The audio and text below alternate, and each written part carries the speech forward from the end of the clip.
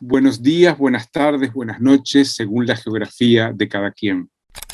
Hoy quiero tocar un tema que tiene que ver con Colombia, la revuelta, la región, porque se me pasó, y creo que a varios, en la revuelta, en el medio de la revuelta, a mediados de junio, salió la sentencia del Tribunal Permanente de los Pueblos que sesionó en Colombia este año, en marzo, y dice algunas cosas muy interesantes. Pero antes de entrar directamente al tribunal, porque el tribunal lo toca este tema que voy a abordar, quiero mencionar a un geopolítico estadounidense de la primera parte del siglo XX que se llama Nicholas Spikman o Spikeman. Búsquenlo en internet.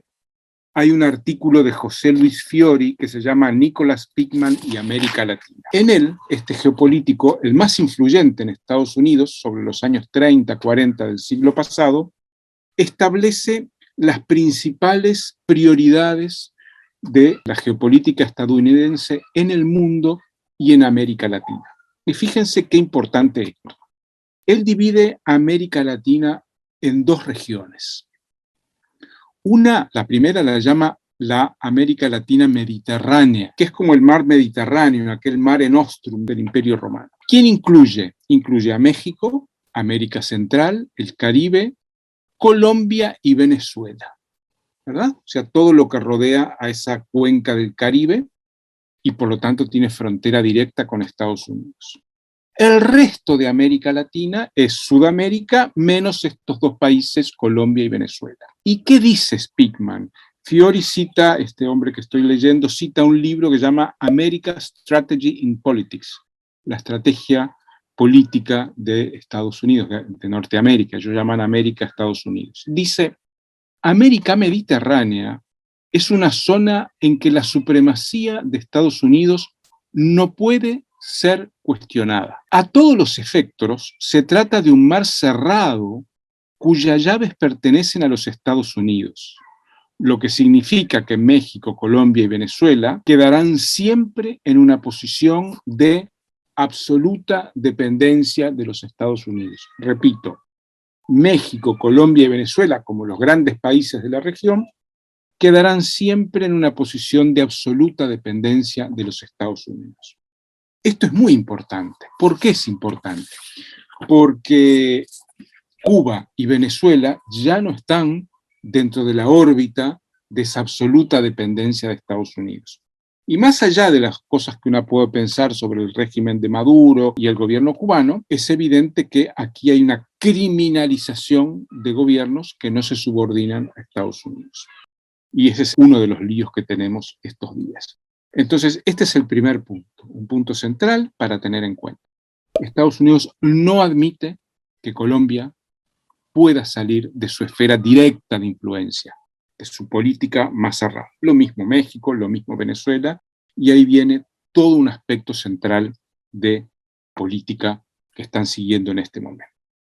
Y el Tribunal Permanente de los Pueblos, en el informe que fue presentado el 17 de junio de este año, hace un análisis del proyecto regional de Estados Unidos y de lo que llama la especificidad colombiana.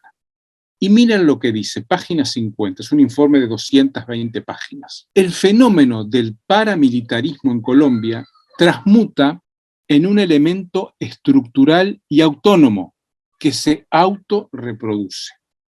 Y dice, se crea un marco jurídico a instancias de Estados Unidos que legitima el uso paramilitar con los decretos del 65 y del 94, que el decreto del 65, el decreto 3398, autoriza a los militares la entrega de armas civiles, que es cuando se comienzan a crear los paramilitares en el marco de la guerra contra las guerrillas, y en el 94 el decreto 356 da origen a las convivir, de las cuales derivan directamente los grupos paramilitares de los últimos 30 años. Entonces, ¿en dónde estamos? ¿En qué lugar estamos? En un país como Colombia, donde el paramilitarismo va mucho más allá, incluye por supuesto a este gobierno, al anterior, al otro, a Uribe, al Azar, a las AUC, Autodefensas Unidas de Colombia, a los acuerdos del Ralito, ¿verdad?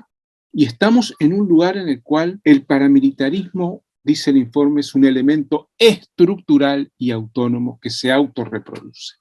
Esto quiere decir que tienen condiciones económicas, políticas, militares, culturales, para ser autónomos del Estado y reproducirse autónomamente, sin duda, con los negocios ilícitos, ¿verdad? Por un lado, con negocios como la coca, ¿verdad? Como el narcotráfico, pero además con los micronegocios que hay en las ciudades.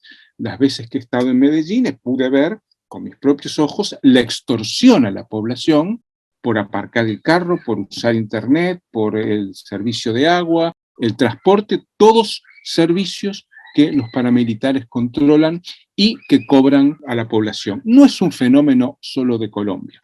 Lo he visto en Brasil, en Río de Janeiro, las milicias hoy bolsonaristas controlan la mitad de la ciudad directamente. En México, sin lugar a dudas, ha crecido en los últimos 20 años con la guerra contra las drogas. Entonces, estamos ante un paramilitarismo estructural. Y esto quiere decir que el paramilitarismo se ha convertido en una forma central de controlar a la población. Y esto quiere decir además para nosotros, quienes estamos en contra de esto, en contra del imperio y en contra de esta dominación paramilitar de la burguesía, ¿qué hacemos? Porque está muy bien elegir un presidente mejor que el actual. Sería muy difícil elegir uno peor, ¿verdad? Pero ¿alcanza con un presidente? ¿Alcanza con un ministro del Interior y un ministro de Defensa sanos, decentes? Si el paramilitarismo es un factor estructural, sistémico, ¿cómo hacemos para desmontarlo? Yo no tengo respuestas, y lo confieso. No digo, este es el camino. Lo que estoy advirtiendo son dos cuestiones. Una, no hay atajos para desmontar algo que es estructural, es algo muy difícil de desmontar, y tampoco hay caminos sencillos para hacerlo, ¿verdad? Entonces, primero, reconozcamos que el paramilitarismo, que esta barbaridad que estamos viviendo en Colombia en las últimas décadas y durante la revuelta, es un tema estructural. Y luego discutamos cómo se puede hacer. Desde ya digo, los pueblos originarios, negros y campesinos, con sus guardias indígenas, intentan dar una respuesta a esto.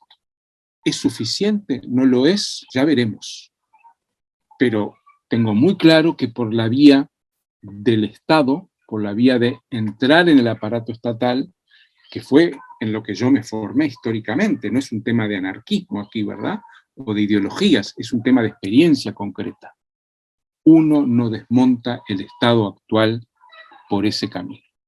Y habrá que abrirse a discutir, a reflexionar, a pensar, entonces, ¿cómo le hacemos?